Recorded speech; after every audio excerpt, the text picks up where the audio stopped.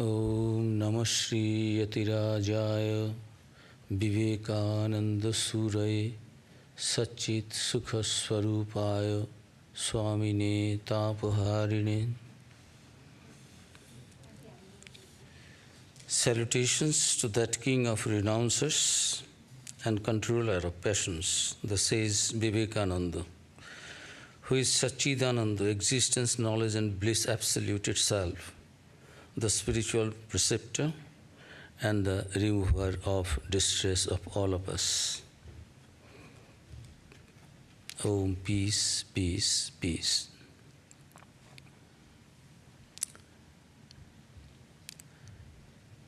Pranams to revered Swami Sarvadevananda Ji Maharaj, dear monastic brothers and dear friends and devotees.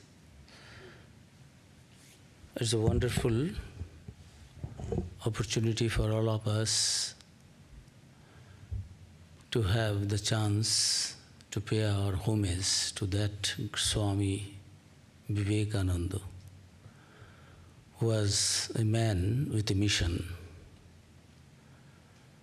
And we are celebrating today Swamiji's birth anniversary, puja, celebration, whole day celebration through many programs. There is a saying that many are called but a few are chosen. But in Vivekananda's case, it was not a few chosen. He was the only one chosen for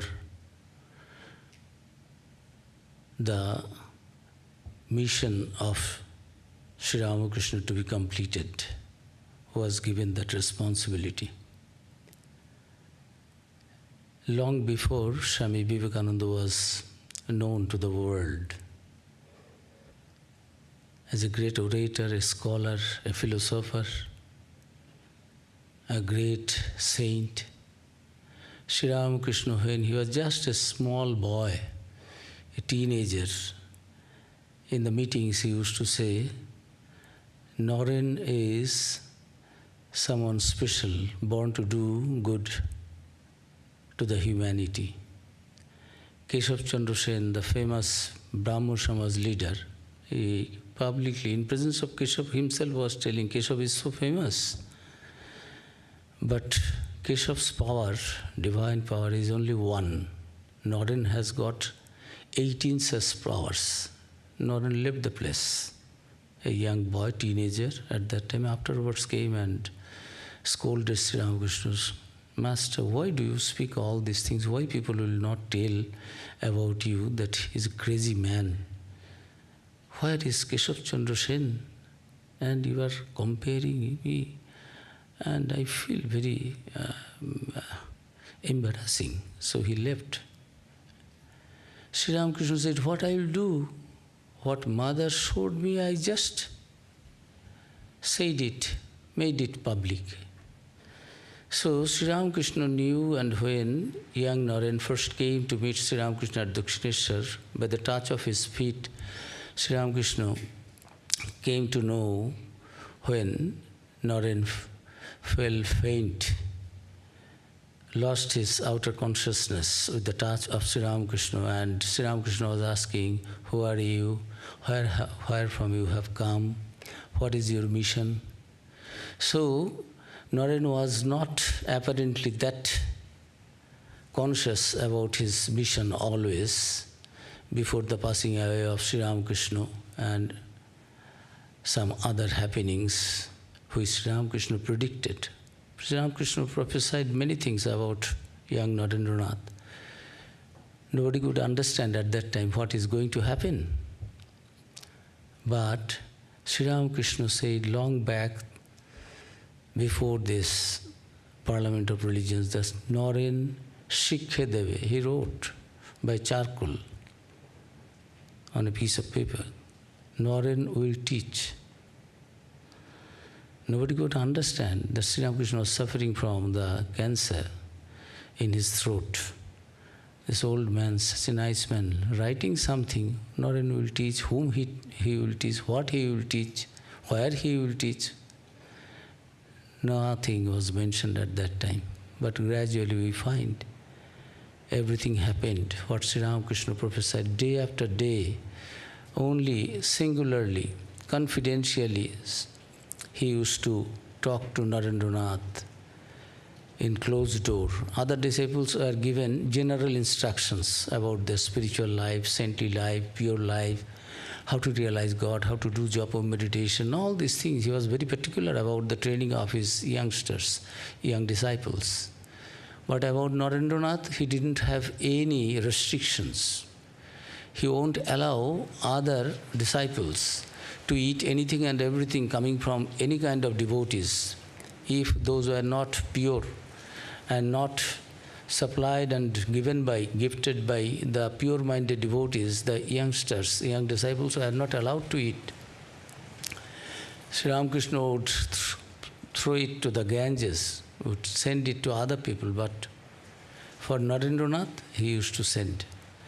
In him, there is Jnana Surya, the sun of knowledge is burning inside Narendranath. So nothing wrong can happen.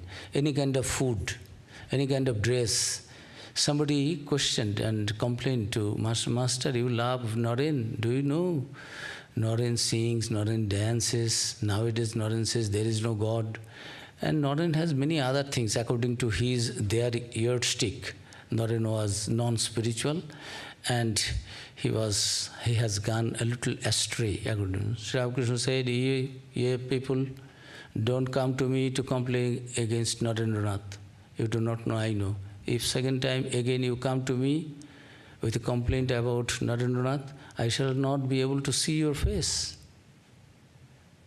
At that time, young Narendranath was just a boy, very lively, very argumentative, very rational, very outspoken, very straightforward.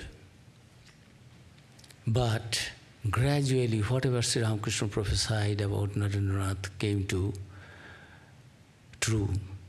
And Swamiji himself said, young Narendranath even would not visit and make pranams to Mother Kali's temple. Master also did not force. Long 5 years in the same campus. Narendranath won't go. Whole day he would spend, sometimes night also he would spend in Sri Ramakrishna's room in Dakshineshwar, but he would never ever go to make his prostrations, bow down his head before the so-called stone image or metal images in the temples. He won't go. Sri Ramakrishna nearly 2 months tested young Narendranath. Whenever Narendranath was coming to see Sri Ramakrishna found or got the news, immediately he would turn his back. He was talking to other devotees as if nobody has come. About the Narendranath, he spoke, he praised so much. They are born, they belong to separate level. Homa Pakhi, that the divine bird described in our scriptures, they won't be attached to the world. They are born to do good to the world. They don't come for their own suffering and mukti. Their life is meant for the good of the humanity. So many other things he would praise. But sometime, at the end, Sri Ramakrishna in 1884, Sri Ramakrishna was testing him. Why do you come? I do not see you, I do not talk to you, but still you come. Narendranath said, I love you, that is why I come. But you don't go to the temple, any other places. I come to see you and spend the whole day with you. I love your holy company, I love your words, I love you. But because I have not got that spiritual illumination, that is why I won't be bowing my head down before any images, which are considered just some kind of symbol, not that ultimate reality. So that is what.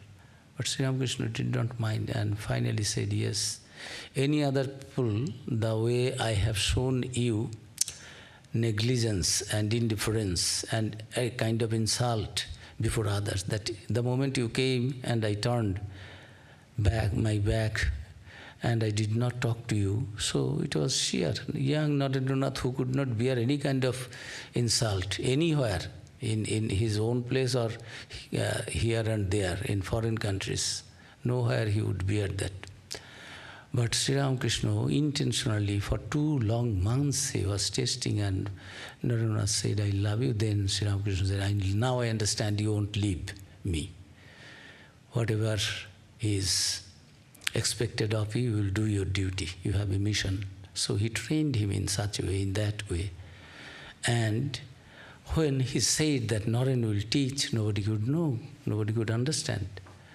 But finally, when everything was going on, people were requesting him, when he was just having his traveling all over India and trying to understand the pulse of the country, whether really the common people love God, there is God consciousness among them, or it is completely they are unconscious about their spiritual substance and about something higher in life, whom we call God. But he traveled and said, after having direct experiences of with the common people, that yes, the nation has not yet died, it has not yet expired, its spiritual base is still alive, only it is a little bit shaded, covered with something wrong. So, before coming to America, he himself was telling one day at Mount Abu, Hari Bhai, what is going on in the name of World's Parliament of Religions? I feel it is for here. Not saying me, but showing his own chest, he was telling, I understand whatever is going on there in America is for here. He came. Unexpectedly, the date was over to submit his name, to enroll, register his name as one of the speakers, and he didn't have any credential. From somewhere, some unknown power, unknown source, divine source, where from it was just guiding his life and taking him to his destiny. He was taken just to save some pocket money. He didn't stay in Chicago. He went to Boston to live at the place of residence of Katie, that lady who invited that Swamiji, please come to my place when they were traveling from Vancouver to Chicago. Swamiji said, let me see, I will see later on. So he understood that he cannot survive in this luxury of Chicago, so costly. So he went there. That lady invited Professor Wright. Professor Wright, after having a 2-hour session with Swami Vivekananda, said, Swami, why don't you speak in the Parliament of Religions? Who will understand your words? Here, there will be the gathering of all the creams of the society. So you go there and speak. It is befitting, that is. Swamiji said, Professor, I came to speak there, but I don't have any credential. How can I go? Who knows me? And all the registration dates and everything, all the paraphernalia, it is already, dates are over and everything is closed. I don't have any chance to speak there, but I came for that. But how to go? Then this professor was telling, Swami, asking you for a credential, it is like asking the sun what right it has to shine over us. It is you who must speak. I will give you, if you really need. You don't need any credential, however, I will write for you. He gave a letter with Swami Vivekananda. He just reached America one day earlier. He lost that letter of introduction also from Professor Wright, Harvard University professor, and was completely lost sitting just in front of a church, in front of the house of Mrs. Hell, Mr. Hell, and like the angel, that mother came and was asking, do you like to go and attend, participate in the Parliament of Religions? Whole night, no food, shivering, living the life, spending the night in the railway compartment without any warm clothes, no food, Nobody could understand Swami Vivekananda's English. Nobody could show him where the Parliament of Religions office was there. You see, the next day who was going to be announced the greatest speaker, orator of all kinds, all time.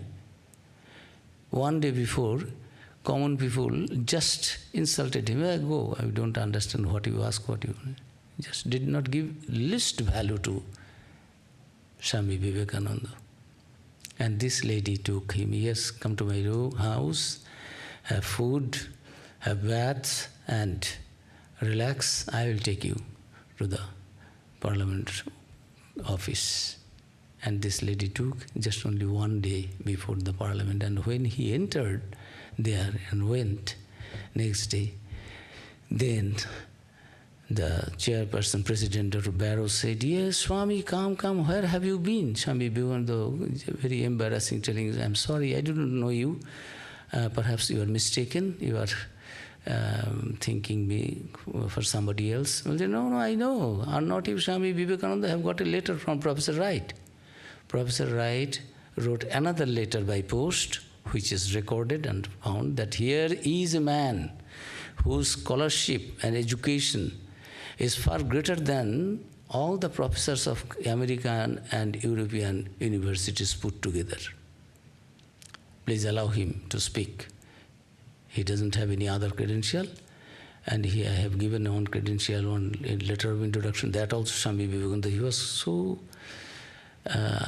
forgetful about his physical body that he could not take proper care of his credential given by Professor Wright also. But he got it by post from his friend Professor Wright, and he himself came and introduced himself. I am so and so, please come. Why didn't you come earlier? I have been thinking of when you would come. And Swami Vivekananda. So Providence was making everything, guiding him to his destiny. And next day he would be announced the greatest speaker of all times. Overnight, a glamorous one. And what message he has given to the whole world? That the world was waiting for? What special thing? Sri Ramakrishna in his life, whatever truths he realized and whatever he gave to, shared it with Narendranath, made Narendranath experience this Nirvikalpa Samadhi and all other things, spiritual treasures. He just spoke. He said, I am a voice without a form. Swami Vivekananda's voice was Ramakrishna's voice. He himself said, if I have said anything good for the humanity anywhere, anything positive, that was my masters, and my masters. And if I have said anything wrong, I have hurt anybody, something negative, that is not good, harmful, that have hurt somebody, it is mine and mine and mine only. In that case, I could not express my master properly. So Sri Ramakrishna, from the very beginning, was foretelling everything. Narendranath also gradually became conscious, and he himself said, I have a mission. As Buddha had a mission for the East, I do have a mission for the West, and I must deliver that message. I have a message for the West, and I must deliver that without being influenced by anybody else. When he was being cautioned by his friends that here many Christian missionaries and also some your Indian friends coming from Indian organizations, they are not having their name and fame and recognition. They are jealous of you and they are trying to do anything and everything, and even they can kill you. So be very cautious and don't visit everywhere. And Swami Vivekananda said, what? A man who has experienced the truth, do you think anybody can stop him? So he understood that he is God sent. He is not an ordinary man, as I told. He was a man with the message of the divinity to the whole world, message of the harmony of religions, message of the universal brotherhood, message of this Shivogani Jiva Seva, service to man is service to God. All these wonderful ideas, although these are there in this kind, this form or that form, people are in all religions are oblivious of all those good things. They were just groping here and there in darkness about the real spirituality, and he established what real spirituality was and what was the goal of human life. That there is God, there is a divine power within each and every one, and to realize that divinity within is the goal of all religion, and that is the goal of life also.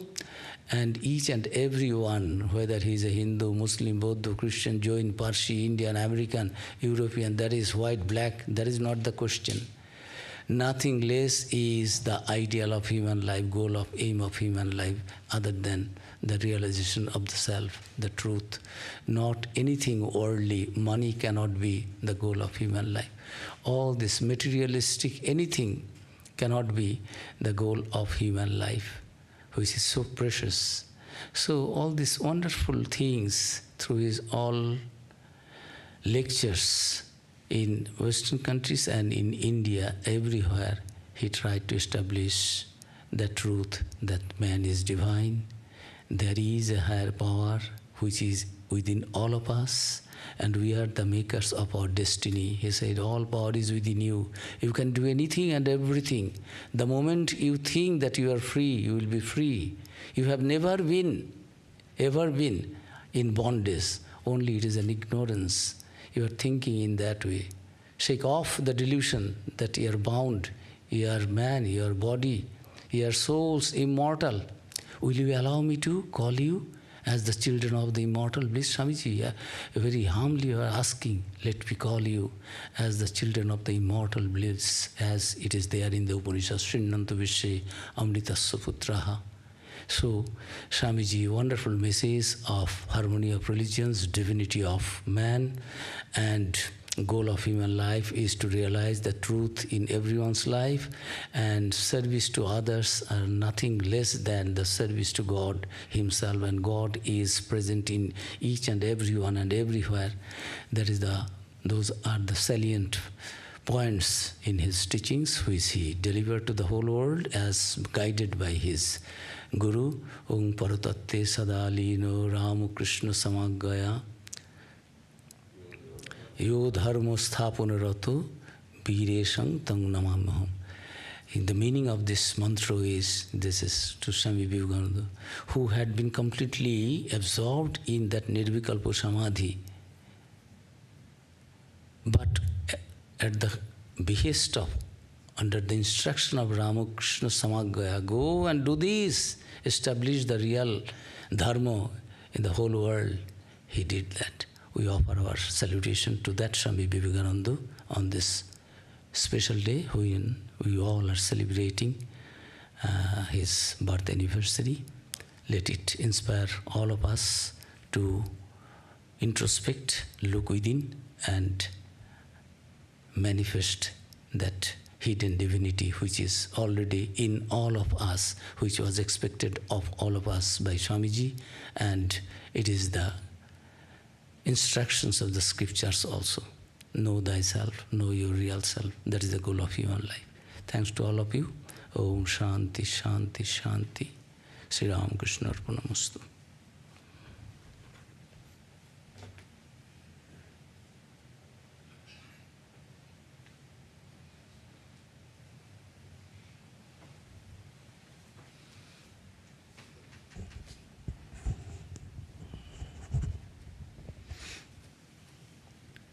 So we are celebrating today Swami Vivekananda birthday.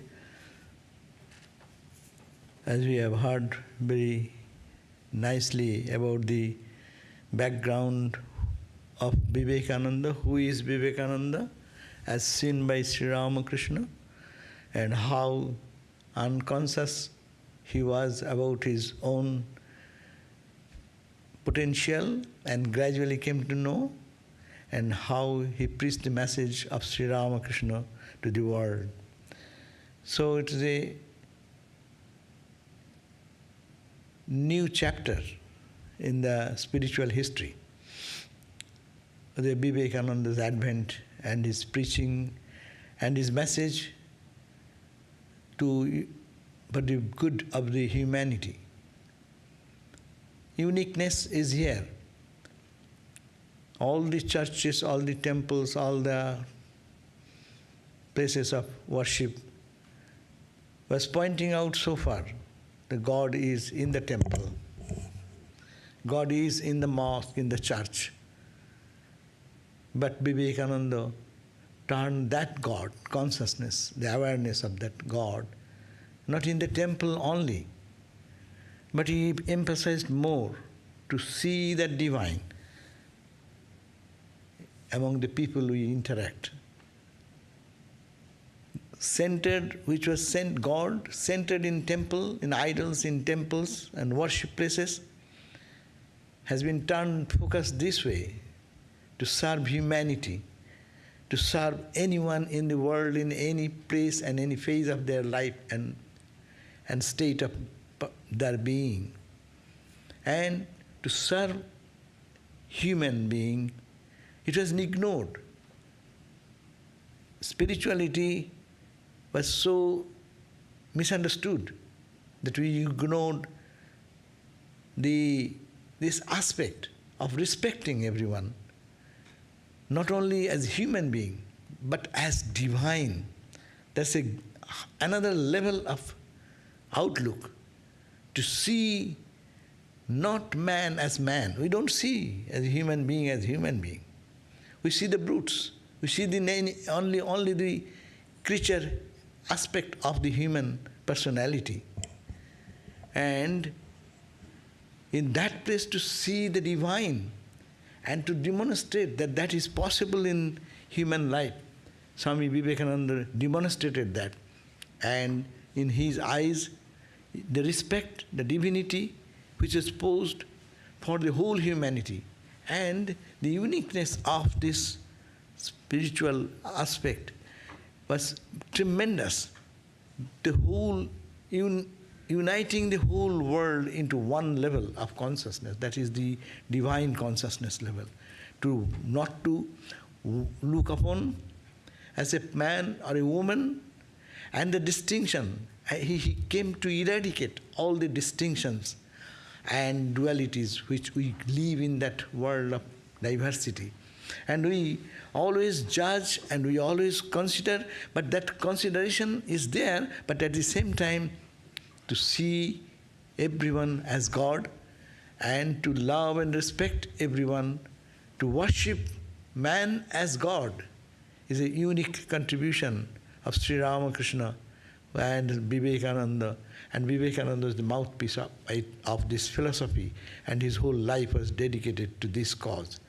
So it is a great responsibility for all of us who follow Vedanta, and particularly Ramakrishna Vivekananda Vedanta, that how to live a life and how to respect everyone in spite of their faults and failures, how to improve our character by looking someone who is not qualified to look upon in a higher esteem, giving him respect. Is no loss in spiritual life. That is a great expression of their potential growth in spiritual life. So it is how life can be made a divine, how every moment of our life can be made spiritual. Sri Ramakrishna taught that life, lived that life, not going away from the society, not going into the forest, but living in our day-to-day responsible life situation and making this world a heaven. A heaven in the sense, not that all suffering and pain and agonies will go away, not that people will all be behaving like a godly manner. There will be meanness, unkindness, everything as it is going on will remain. But those who accept this philosophy of Vivekananda, Ramakrishna Vivekananda Vedanta, that will give the insight and make us so much enriched that we can see the world in a different perspective. And for our spiritual growth, and we have to practice this principle to worship man, not as man, or woman as woman, but God, the veritable God. Given a glass of water to anyone, we give. People do charity. People give food, people give education. But whatever is given is not important. How you give. What is your inner feeling?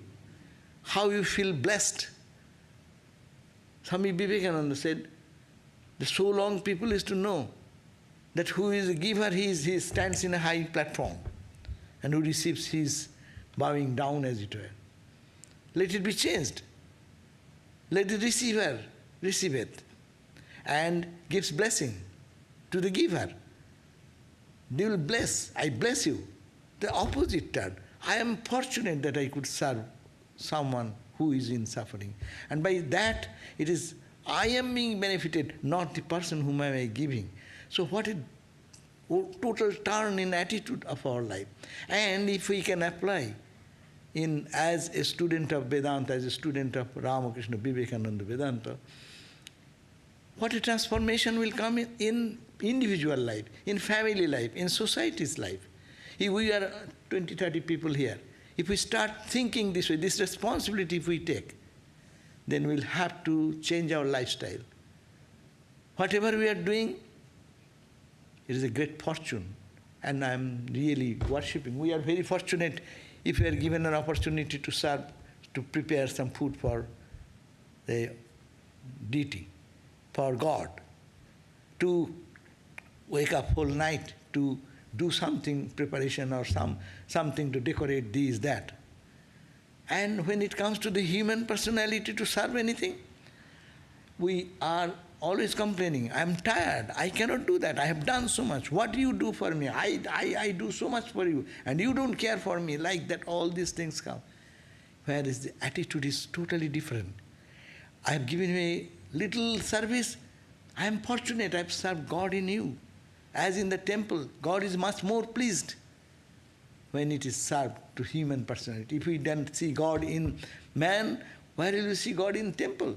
It is stone image. If you are so respectful to stone image, thinking that there is a presence of God, Swami Vivekananda, Ramakrishna's idea, can you not see the divine asking you your help, talking, expressing the emotions? Don't you see the presence of God there? So this is the great responsibility and task on us, and also blessings from them to change our way of thinking of life and make our life blissful and joyful. So Vivekananda is really an object of study. From any angle we look at Vivekananda, who is nothing but Ramakrishna's face. Just to have heard the Bani, is the voice without a form. And whose form? Is Ramakrishna without form, is expressing through Vivekananda form. And whatever word are coming, it is only Ramakrishna coming. The Ramakrishna is what? Not a man. It is some total of all the experience of spiritual experience, of unity in diversity, and seeing the divine and nothing but divine. So on this auspicious occasion, we pray to Swami Vivekananda so that we get the blessings. His blessings is there, but we have to unfold ourselves. We have to accept. We have to open up. We always say, God's grace. God will be kind, then it will happen. And God probably smiles at this type of statement. You fool, you don't do yourself, and I am here, you don't recognize me. And you say, ha, God will bless me one day. Ramakrishna said, God's grace is already there, only you have to unfurl the sail. That's the thing we do actually. In our life we are doing that. Unfurl the sail, that should be the attempt. So this is really a blessed day, and if we can take any message of Swami Vivekananda, any simple 2-line message can transform the life. I will conclude with saying this much, that what helped me in my life. In 1963, when centenary year of Swami Vivekananda was going on, Belur Math, in the headquarters, in the main temple, they have demonstrated, all the niches are there. They put one message of Swami Vivekananda. In all the niches there are sub-messages. There I remember I read one message. which is in Bengali, is very powerful. English, of course, I will translate it. Simple, few words. As if Vivekananda is telling what to do. We have talk of much philosophy. We spend our time in high philosophy of all types of ideas. But what he's saying, few words, just 2 lines, no? That I am saying, if we can really serious and we can take some few words of Swami Vivekananda, it can transform our life.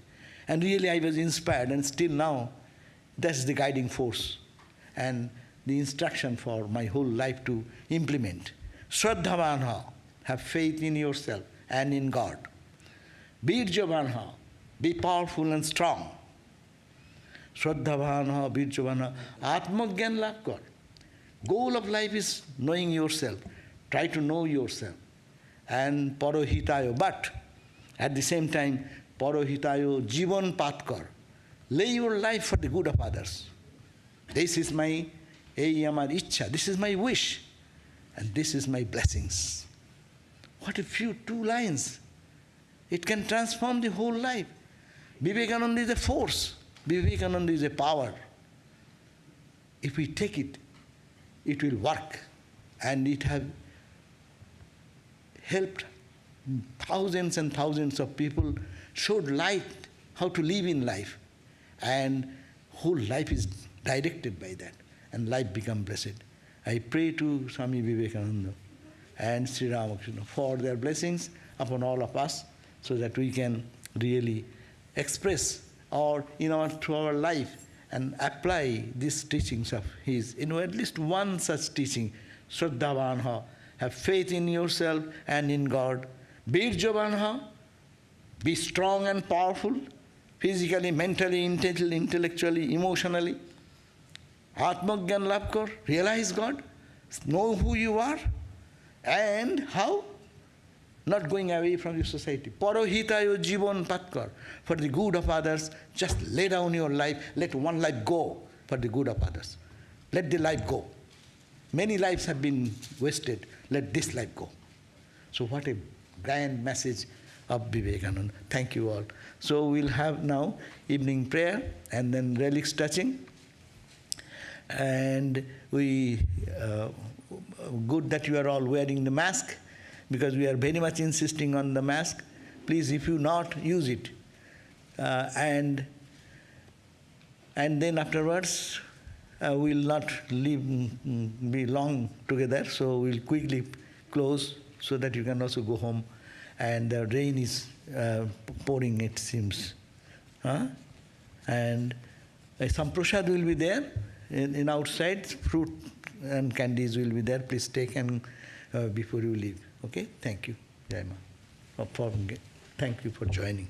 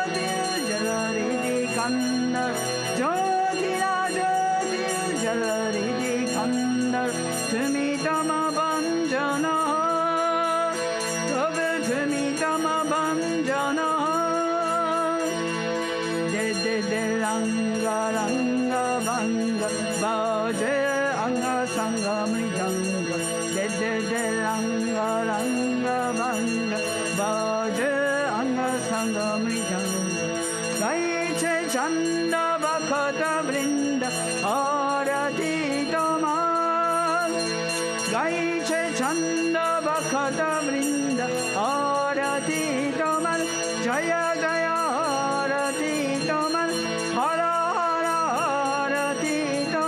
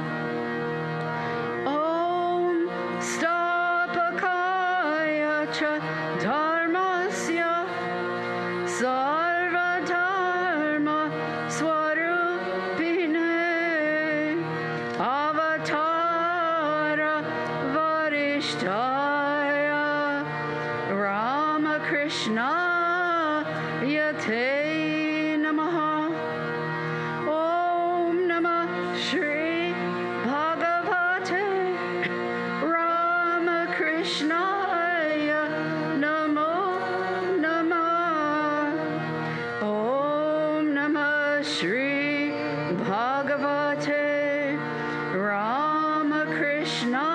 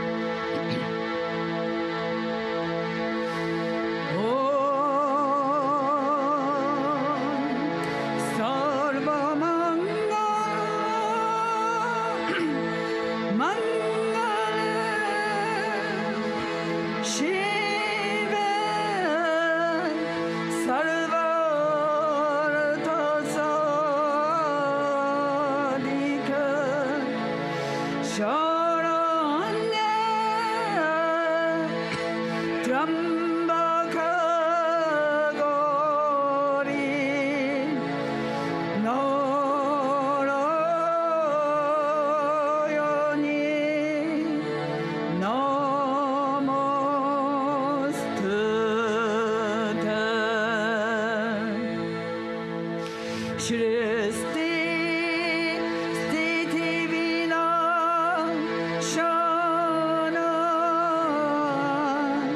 Shakti Vedanta Sanatani